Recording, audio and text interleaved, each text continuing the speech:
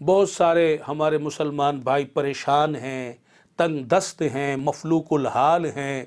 اور غریب مزید غربت میں چلے گئے ہیں۔ ہر آدمی باہر نکل کر نہیں کہتا کہ میری مدد کرو، تو آپ لوگوں کو تلاش کریں، جو مانگ رہے ہیں ان کو بھی دیں اور جو نہیں مانگ رہے ان تک بھی رسائی کریں۔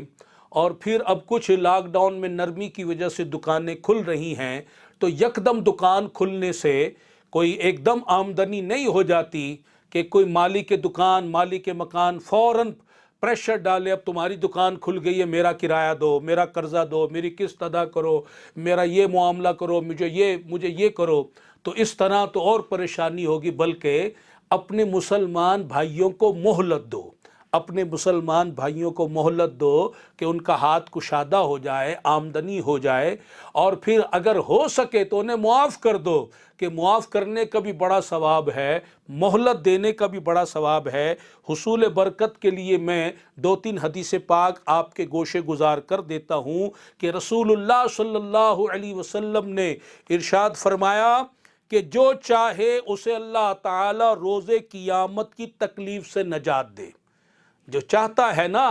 روز قیامت کی سختیوں سے، پریشانیوں سے، تکلیفوں سے، عذابوں سے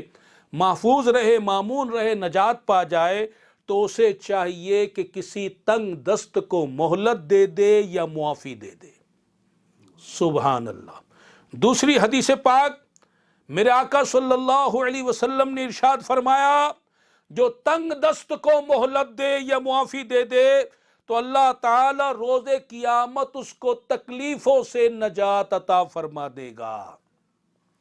اور تیسری حدیث پاک میرے آقا صلی اللہ علیہ وسلم نے فرمایا،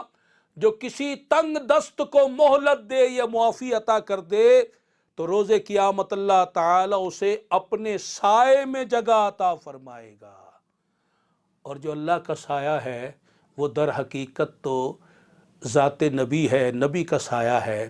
تو اسے یوں دامن مصطفیٰ نصیب ہو جائے گا، شفاعت مصطفیٰ نصیب ہو جائے گا، قرب مصطفیٰ نصیب ہو جائے گا، صلی اللہ تعالی علیہ وسلم۔